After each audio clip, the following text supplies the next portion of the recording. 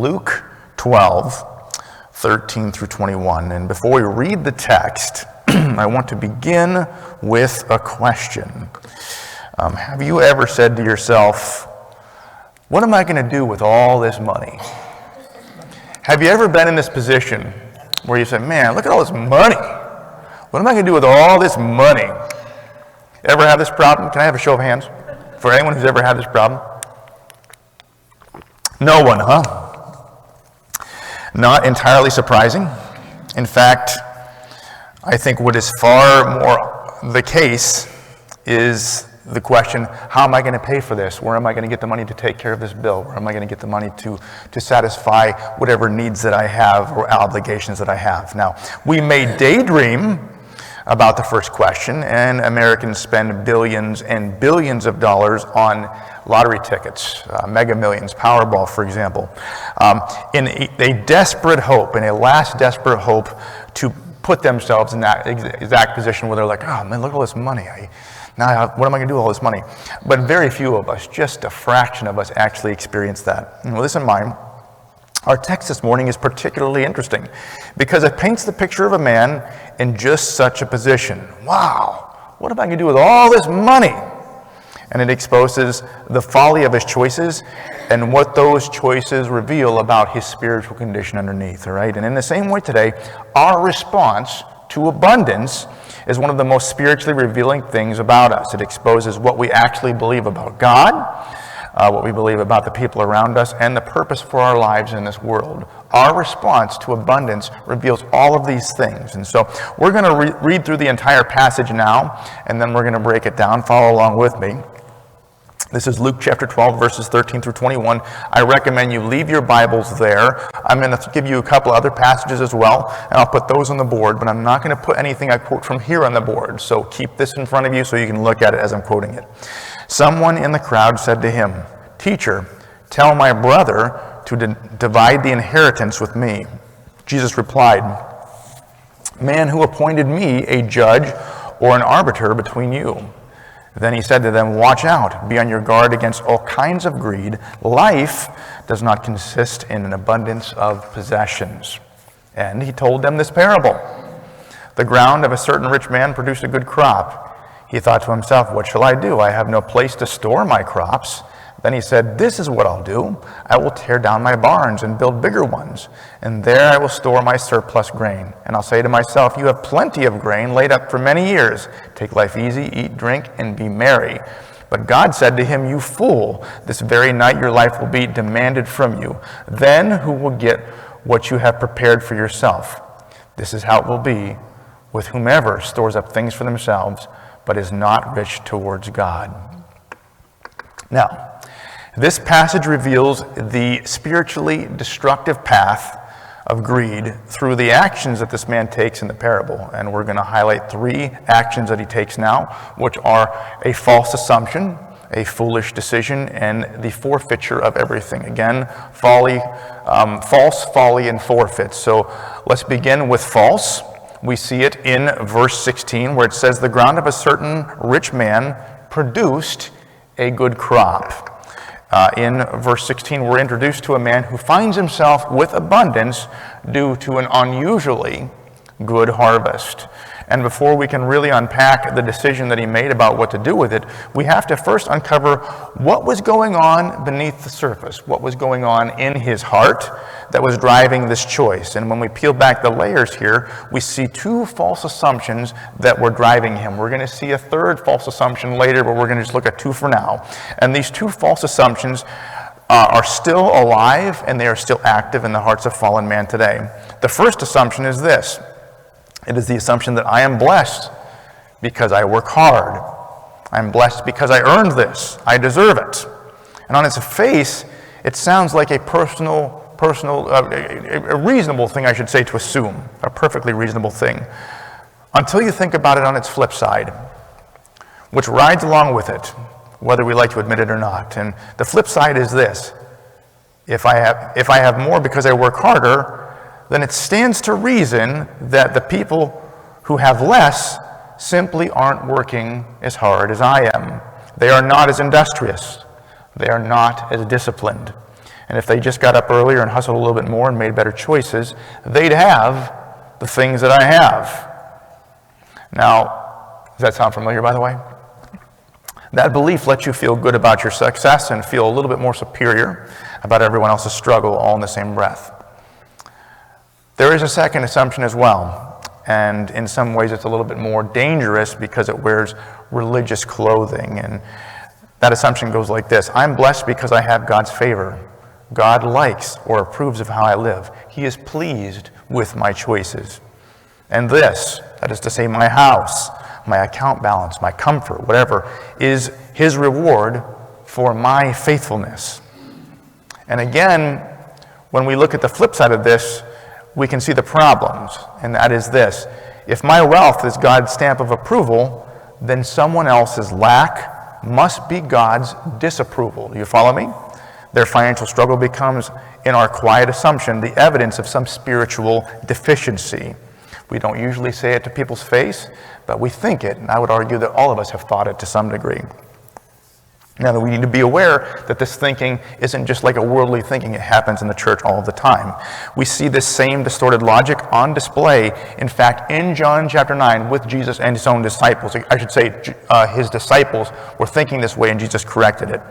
Jesus and his disciples came across a man who had been blind from birth, and they asked a question of Jesus about him, and it goes like this. As he went along, he saw a man blind from birth. His disciples asked him, Rabbi, who sinned, this man or his parents, that he was born blind? Who sinned? Notice the assumption baked into this question. Suffering must be somebody else's fault. Somebody sinned, and this is the consequence. And the same flip side logic is there all along. If blessing is a reward for righteousness, then hardship must be penalty for sin.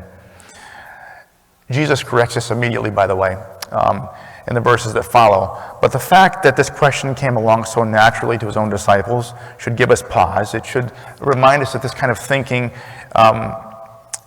isn't just something that worldly people think. It's something that we Christians struggle with as well. It exists in devoted, God-fearing, Bible-believing people. And if we're honest, I think all of us have thought that way once in a while. But here's the reality, and the reality is that neither of these assumptions are true.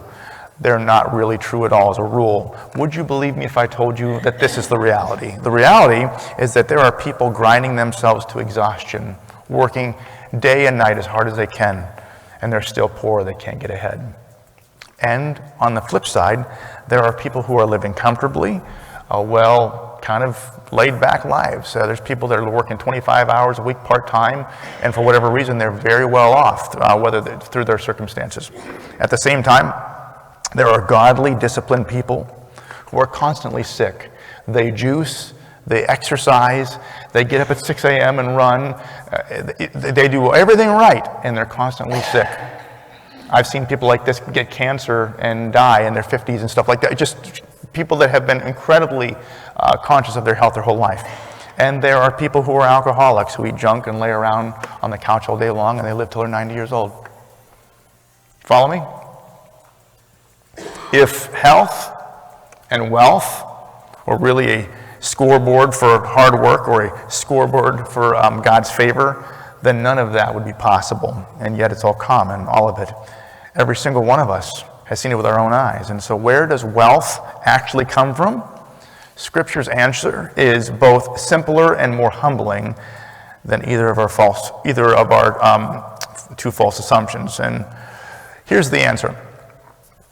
We have what we have because of the opportunities that God gives us, not because we've earned it in some kind of a cosmic reward. If you're rich because God has allowed it. And if you're poor, it's because God has allowed that too, for reasons that are often mysterious to us and we'll never really understand in this life. Just as Jesus answered his disciples in John chapter 9. Remember how they asked, who sinned, this man or his parents, that he was born blind? And this is the answer that he gave. Neither this man nor his parents sinned, said Jesus, but this happened so that the works of God might be displayed in him. Why was he blind? There was a greater purpose behind all of this. Jesus allowed it for a greater purpose than we could even understand. And in the same way, the ground produced a good crop for the man in this parable. Not because he was more righteous or more hardworking than his neighbor down the road, but because that's where the rain fell this season. And he happened to benefit and someone else didn't, and we don't really know the reason beyond that. And I would encourage you to extend this to your own circumstances. Are you a hardworking and industrious person? That's great. Where did you learn that from? Were you just born automatically with that? Or did someone model that and teach that for you? I would consider myself a hardworking and industrious person, and it's very easy for me to look down at people that don't work as hard as me. But if I have to be perfectly honest with myself, if I'm honest with myself, I have to say that hard work and industriousness runs in my family. It's been modeled for me for generations. My father in particular really modeled this for me. Lived it out. I saw it before I even realized it, and I received it through osmosis almost. And for that reason, both me and my sister are very hard workers and very diligent workers. All the stuff that you have, all the disciplines that you gained, you usually pick them up from somewhere. They're usually the benefit of circumstances that you were born into in some way. I'm not saying that hard work and industriousness isn't important. I'm just saying that even those things that we are able to deploy, we were taught and are part of the culture we were brought up in, and not everyone has benefited the same way as we have. Now, here's why that matters so much for what happens next in the story. If you get this foundational assumption wrong, if you convince yourself that your wealth is a reward that you earned, or it's a favor that you deserve, you will almost certainly make poor decisions with what God has given you. Because a man who believes his wealth is his own trophy will spend it very differently than a man who understands that his wealth was never his to begin with. And that right there is exactly what happens next in the story. And we're going to go on to Folly now, okay? Folly. We see it in verses 17 through 19 where it says, "He thought to himself, 'What shall I do? I have no place to store my crops.' Then he said, 'This is what I'll do. I will tear down my barns and build bigger ones, and there I will store my surplus grain. And I'll say to myself, you have plenty of grain laid up for many years. Take life easy, eat, drink, and be merry.'" And what do we see here? We see that we're right back to where we started in the beginning of this parable, or this message, I should say. We have a man asking himself, what am I going to do with all this money? Where am I going to store all this grain I got, all this huge harvest? Where am I going to put it? His choice is his choice is the choice to build bigger barns so that he can store all of his surplus, so that he can retire early and live the good life for the rest of his days. In other words, he's saying, I'm going to use all this abundance to serve myself and my interests without any thoughts to the needs of others. That's the choice that he's making there. Now, this decision doesn't come out of nowhere.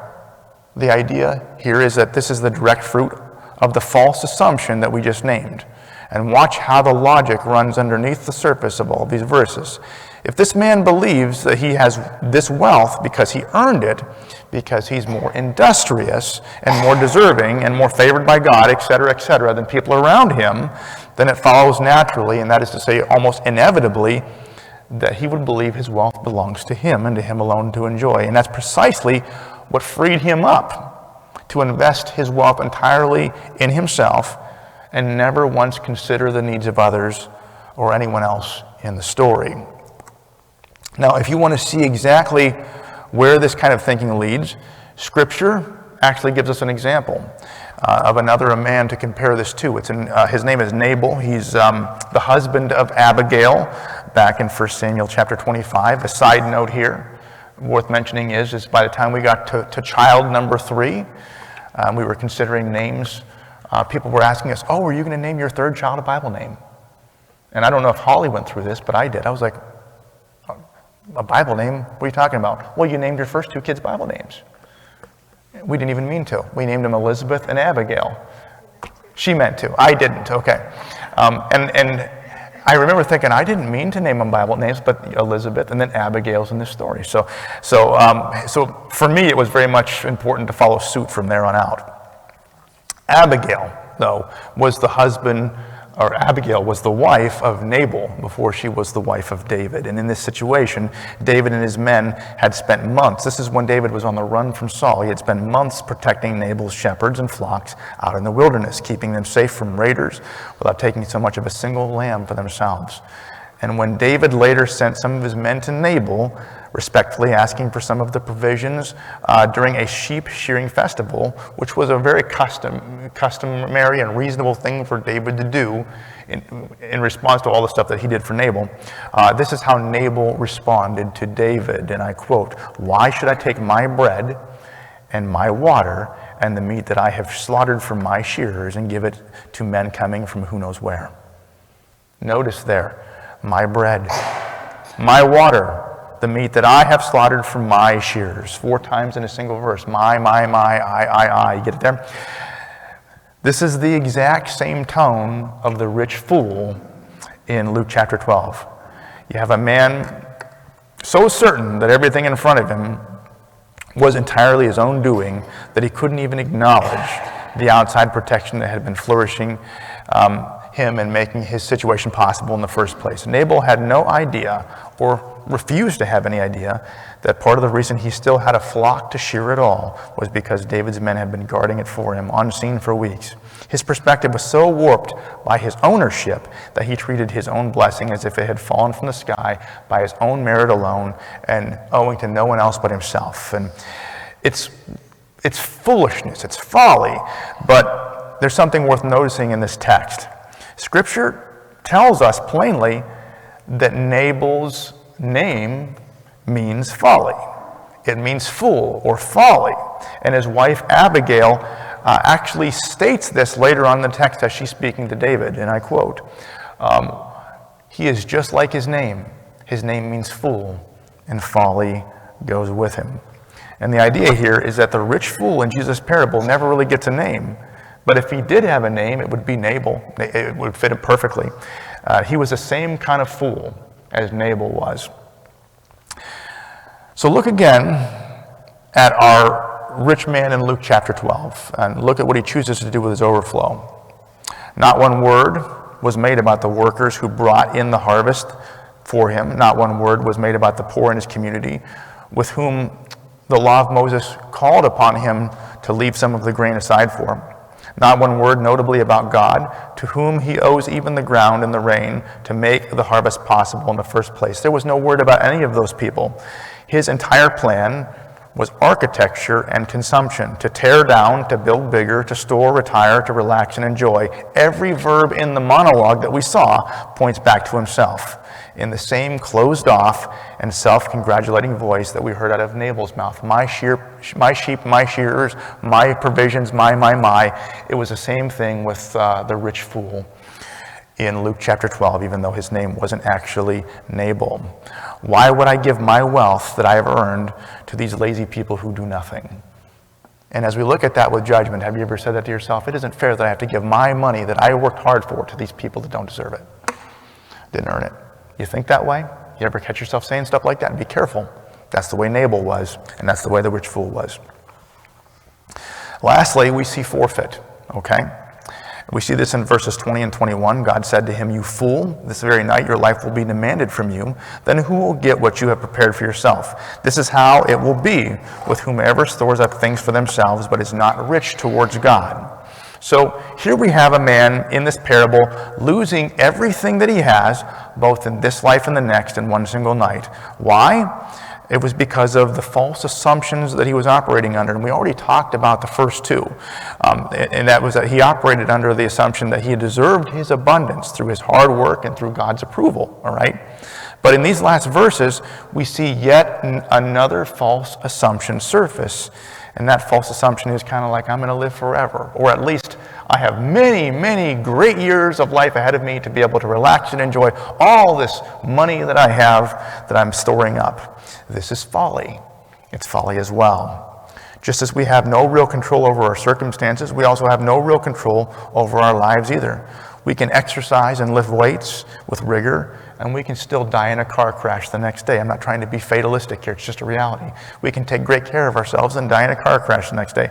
Or we can lay on the couch and eat potato chips and fast food for all of our days and play video games and live till we're 90. We just don't have control over the length of our lives as much as we think. I'm not saying don't exercise discipline. I'm just saying it isn't as much in our control as we would like it to be. We have no real control over our lives and our circumstances beyond what we choose to do with them today. Would you believe me if I told you that? Yeah, dieting and exercising is good. I'm not saying don't do it. But the real control that we have is over what we do with our lives and our possessions today. And with this in mind, the Bible is clear that what we invest in others is stored up as permanent treasure in God's kingdom. Jesus said this very thing to the rich young ruler in Mark chapter 10, verse 21, when he says, "Go and sell everything that you have and give to the poor, and you will have treasure in heaven." You will have treasure in heaven. Unfortunately, the man in our parable chose to serve himself with his abundance under the false assumption that he would live on for years and years and years to come. The reality, though, was that he died suddenly before he could enjoy even the temporal benefits of his foolish choice. And the long-term result was that he forfeited everything that he had in both this life and the next, and he ended up giving away the surplus that he was hoarding anyway. But instead of choosing who to give that surplus to bless others with out of his own free will, it was lost suddenly, and it was divided and distributed to others in a way that he had no control over. And what's worse is that he entered eternity with nothing. All of the opportunity that he had with his surplus in this life, in this world, was wasted. He stored up no treasure for himself in God's kingdom with that opportunity. So through his false assumption and his foolish decisions, he forfeited every blessing that he had, both in this life and in the life to come. Does that make sense? And we can make the same mistake today. And Jesus gave us this parable as a cautionary tale to help us to avoid doing that. So, in conclusion, the whole story here can be summed up in 3 words: false, folly, and forfeit. A false assumption that his wealth was earned and merited by personal favor rather than a gift on loan from God. Then there was a foolish choice to hoard that gift entirely for himself, blind like Nabal to everyone and everything that might have need, or blind to who had made that blessing possible as well. And finally, there was a forfeit, the loss of every bit of what he refused to share in one moment that he never planned for. And so, getting back to the initial question, what would you do with all that money? What would you do if you had all that money? The question really isn't about the money. It's about whether what you hold is a trophy to protect or a gift to steward toward God and towards the people he's placed around you. And answer that question honestly in your heart today, because you may not get unlimited chances to answer it again in the future. Do you follow me? This is a question to evaluate ourselves with now. What we have in this life now, in the years that we have now, are opportunities to make investments in that permanent treasure in the kingdom of God. And those opportunities that we don't take, we don't get back. So don't waste these opportunities. Will you pray with me?